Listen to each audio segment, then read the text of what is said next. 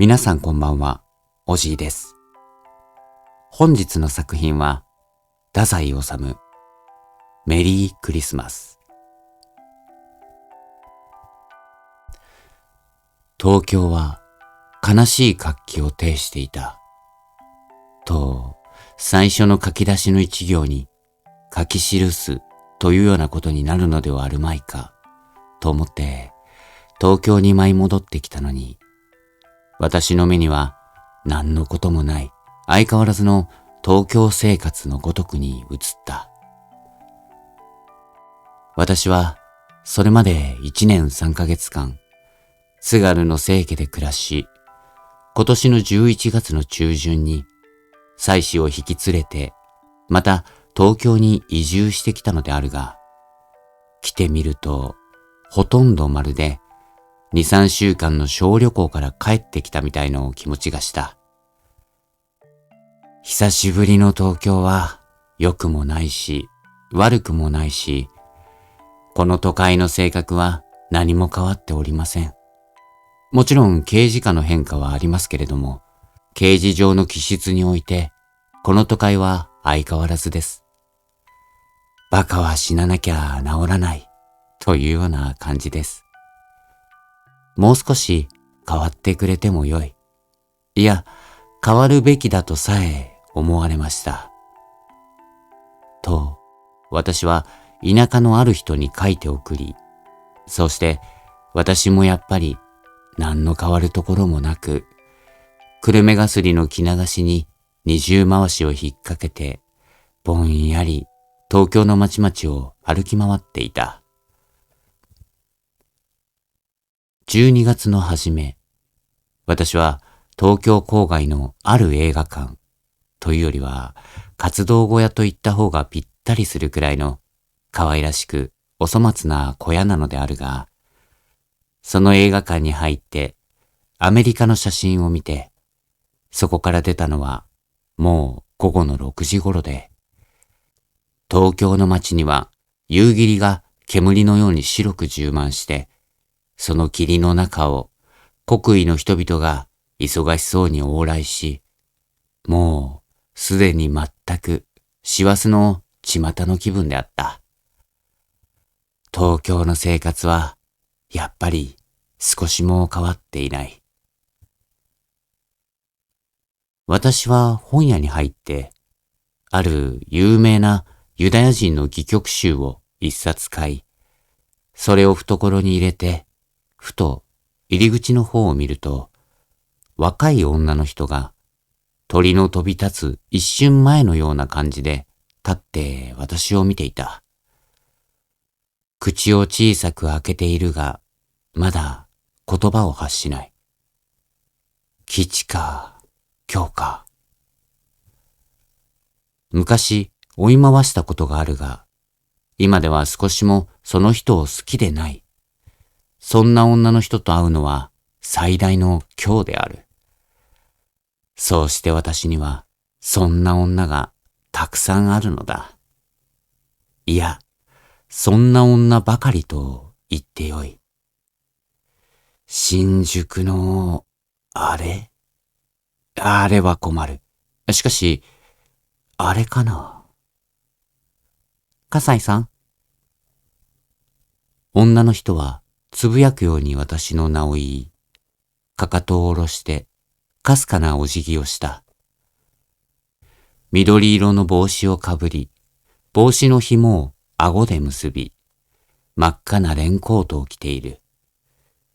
みるみるその人は若くなって、まるで12、3の少女になり、私の思い出の中のある映像とぴったり重なってきた。静江子ちゃん？吉だ。出よう出よう。それとも何か買いたい雑誌でもあるの？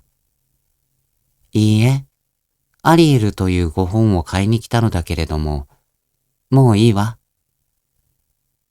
私たちは師走近い東京の街に出た。大きくなったね。わからなかった。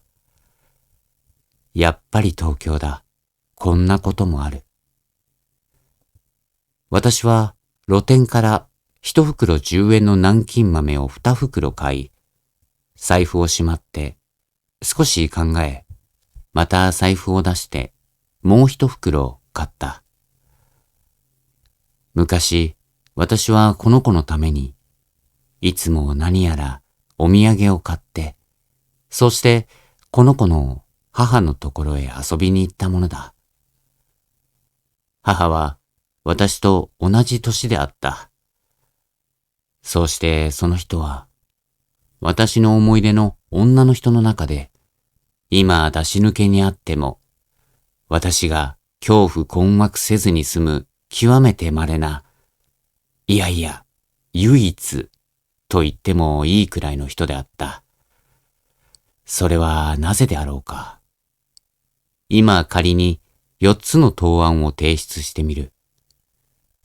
その人はいわゆる貴族の生まれで、美貌で、病身で、と言ってみたところで、そんな条件はただキザでうるさいばかりで、例の唯一の人の資格にはなり得ない。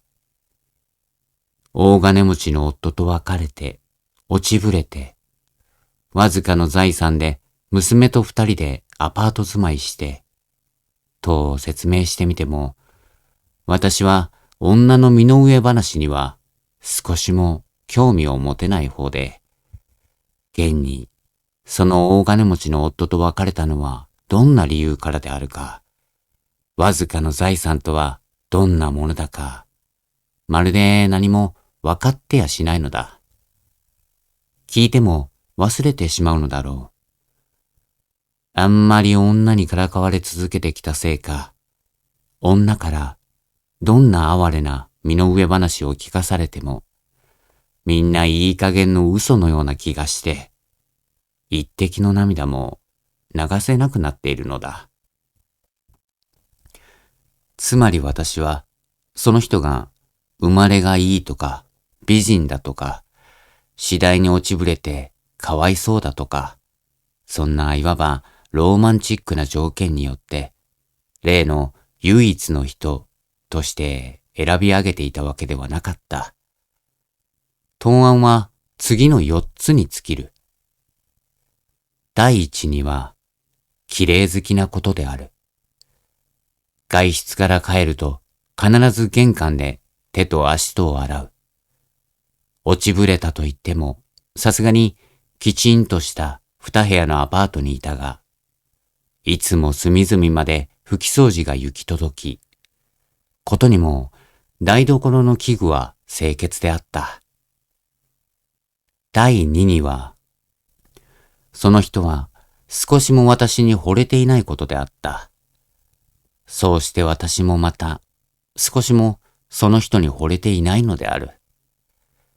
性欲についてのどぎまぎしたいやらしく面倒な思いやりだかうぬぼれだか気を引いてみるとか一人相撲とか何が何やら10年一日どころか1000年一日のごとき陳腐な男女闘争せずともよかった。私の見たところではその人はやはり別れた夫を愛していた。そうしてその夫の妻としての誇りを胸の奥深くにしっかり持っていた。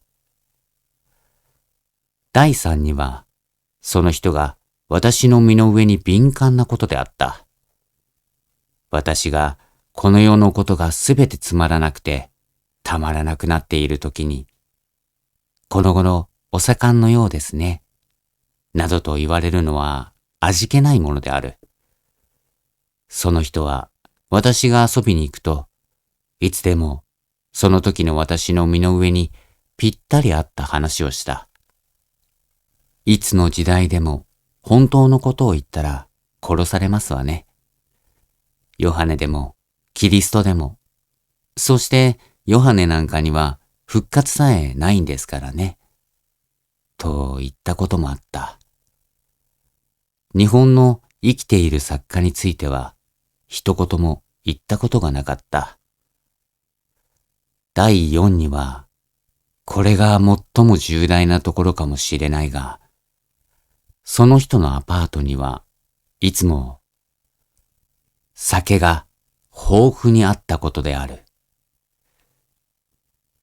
私は別に自分を隣職だとも思っていないが、しかし、どこの酒場にも借金が溜まって、憂鬱な時には、勢いただで飲ませるところへ足が向くのである。戦争が長く続いて、日本にだんだん酒が乏しくなっても、その人のアパートを訪れると、必ず何か飲み物があった。私はその人のお嬢さんにつまらぬものをお土産として持って行って、そうして泥酔するまで飲んでくるのである。以上の4つが、なぜその人が私にとって例の唯一の人であるかという設問の答案なのであるが、それがすなわちお前たち2人の恋愛の形式だったのではないかと問い詰められると、私は間抜け顔をして、そうかもしれぬ、と答えるより他はない。男女間の神話は全部恋愛であるとするなら、私たちの場合もそりゃそうかもしれないけれど、しかし私はその人について反問したことは一度もないし、またその人も芝居がかったややこしいことは嫌っていた。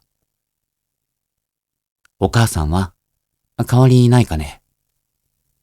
ええ。病気しないかね。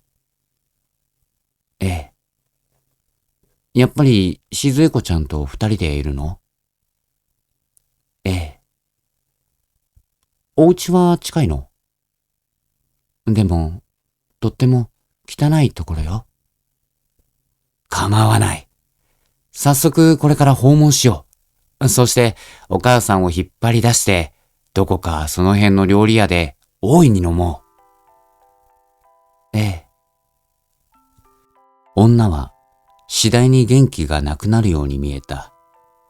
そうしてほ一歩、大人びていくように見えた。この子は母の18の時の子だというから、母は私と同じ年の38。とすると、私はうぬぼれた。母に嫉妬するということもあるに違いない。私は的を転じた。アリエル。それが不思議なのよ。暗にたがわず生き生きしてくる。盲線にね、私が女学校へ上がったばかりの頃、笠井さんがアパートに遊びにいらして、夏だったわ。お母さんとのお話の中に、しきりにアリエル、アリエルという言葉が出てきて、私、何のことかわからなかったけど、妙に忘れられなくて。急におしゃべりがつまらなくなったみたいに、ふーっと語尾を薄くして、それっきり黙ってしまって、しばらく歩いてから切って捨てるように、あれは本の名だったのね。私はいよいようぬぼれた。確かだと思った。母は私に惚れてはいなかったし、私もまた母に色情を感じたことはなかったが、しかし、このことでは、あるいは、と思った。